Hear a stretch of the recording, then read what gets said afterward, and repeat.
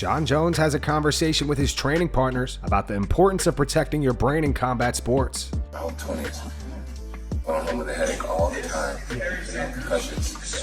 And now when that happens, I get really upset. I feel like I did something wrong. So really, really try to protect that brain, man, because after you get punched in the head enough times, your ability to see things coming goes away. I've been teammates with guys who you couldn't hit, and then towards the end of their career, they couldn't stop a jab. They just couldn't stop it. Your ability to, for your brain to process and to react quickly goes away the more you get hit. So really, really, I've had teammates, they're not the bad mouth, but one of my teammates, Jon Jones, he would get punched and he would go, hit me some more. And I never thought that was funny. But I'm like, Jon, I would watch him put his hands down and let people hit him and hit him and hit him. He's a rare exception because he still moves great and he still talks great and doesn't stutter. And, he's a rare exception. But for the most part, I definitely want to protect him. After his victory over Tatsuro Taira last night, Brandon Royval says he wants a title shot next. Was there anything that you didn't expect from Taira? Just like yeah, I didn't expect any of that. I thought I was gonna cruise through him, honestly. Hey, I give that kid a lot of respect. I give that kid a lot of praise. I 100% believe that he's gonna be a champion one day, and I've said that before this fight even took place. I've said that before I even knew we were gonna fight. I have a post from like 2 years back, and I'm like, I'm here with the future of the flyweight division. That being said, I thought I was gonna cruise through him. I didn't think that fight was gonna be close. I thought 2 minutes in the first round, you're gonna see me walk out with a submission or a knockout or whatever it is. I'm 5th round in, I'm looking at my corners and I'm like, I can't believe this went this far.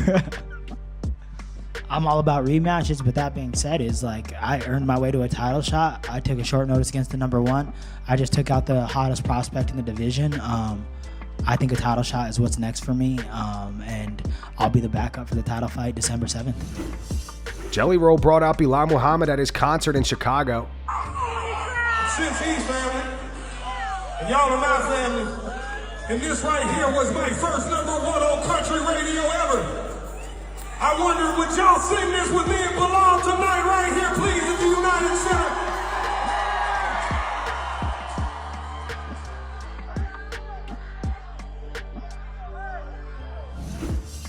Gordon Ryan discusses the hate he gets online. On Jake Shields' podcast, Gordon says it never happens in person. That's one thing with you. I know you get like a ton of online hate, which you think is funny. Obviously, it doesn't bother you at all. We were talking earlier about how online hate's not real. Like these people are just our fans. Well, they're definitely, they are fans. Like I have people come up to me like, oh, I'm one of the guys that always gives you on Instagram. And I'm like, cool, buddy. But it's just like Instagram and reality are like the exact opposite. And everyone's like, oh, well, Gordon's so fake. Like he's such a online, but he's so nice in person. I'm like, no, I'm the exact same person online as I am in person. It's just that 90% of my interactions online are people attacking me, so I'm always attacking everybody. Yeah. 100% of my reactions in person are people being nice to me, so I'm nice to them. If someone started attacking me in person, I would also attack them in person, but that's just not what happens in person.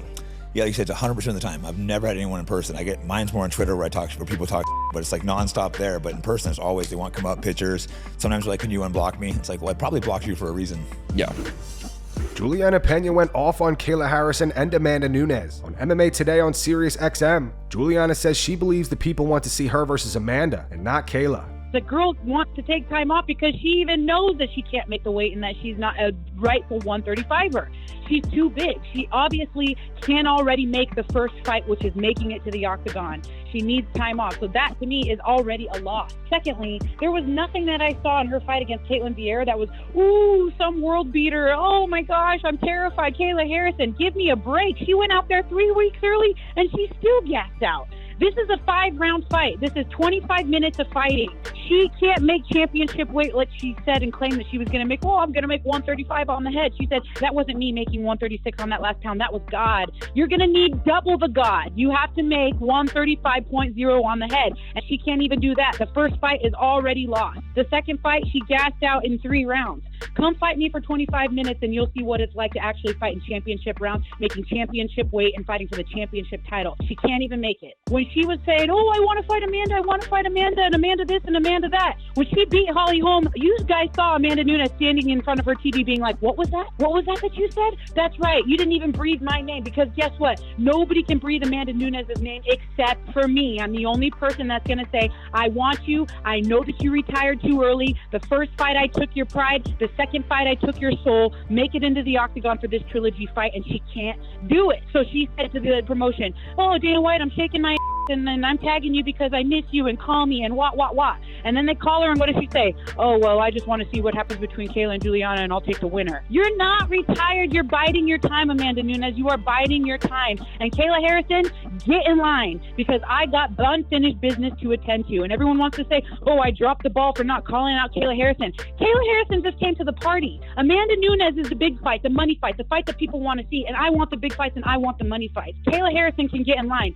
But if Amanda wants to sit back and say, oh, I want to fight the winner and be a coward and cower away again, per usual, and run away into the, quote, retirement realm, then yes, Kayla Harrison, let's go. Make the weight and let's fight. You know, she needs a break, whatever. I'll give it to her. And when she's ready and when I'm ready, we will make it happen. And you guys will see that this big, Gary Oogity Boogity monster is actually all fluff.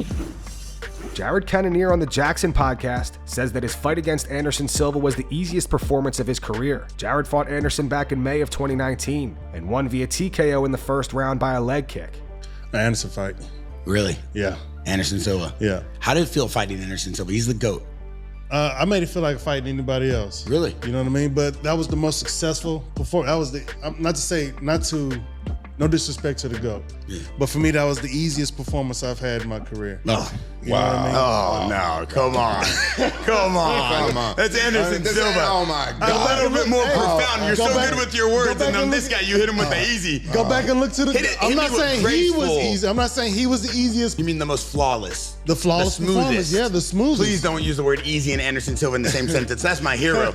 You got me great. Again, it being Anderson was one of the reasons why it was one of my most special victories. Yeah. Or anybody who knows fighting a Brazilian legend in Brazil, you already know what to expect. The crowd is going to be against you. So if you go back and watch the fight, you'll hear my corner Eddie calling out each kick. It was like 1, 2, and I think that was a real surreal part of the fight for me, because I could hear it, and I guess it was giving me more energy. You know what I mean? Sort of motivating me more. Every time you kicked? Every time I landed a kick, he would count it. Like 1, he would say it real loud, and I could hear him. I was like 2, and when he got to 11, he didn't say 11, but the 11th kick is the one that broke the spider's leg. Oh.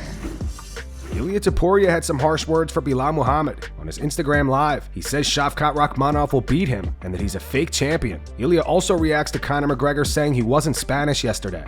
Belal versus Shavkat. Belal, he's a fake champ. He's a fake.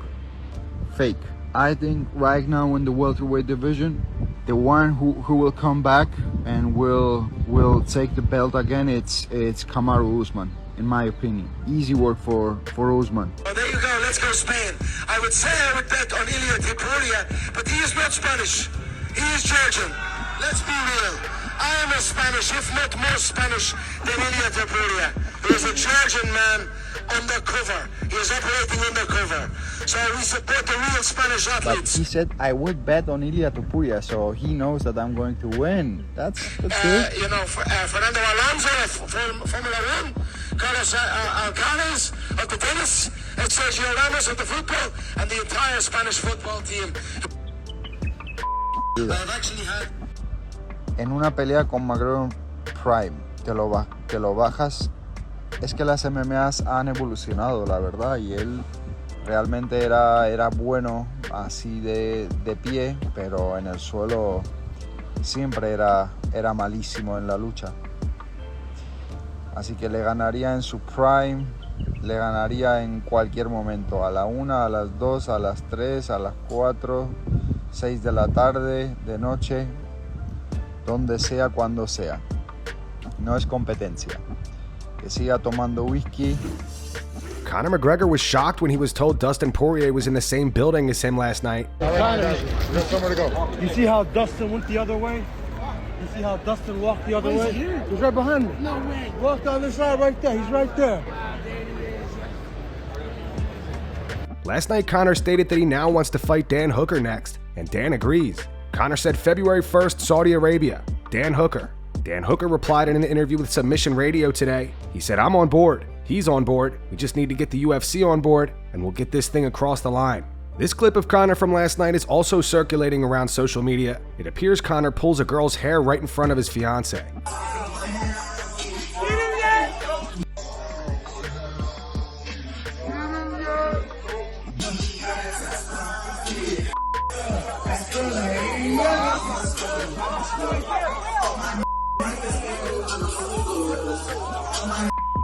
And that's going to wrap it up for the news. Thanks for watching. For daily MMA news and content, subscribe to Full Mount MMA and click the bell icon to be notified when we post videos. Here are the 3 top comments from last video. The first one's from Pablo Lopez. It says, "Respect to Belal for actually fighting Shavkat. He's actually trying to be an active champ like he said he would." The second one's from HJRC. It says, "Getting a debut title shot is crazy." And the final one's from Bubba8934.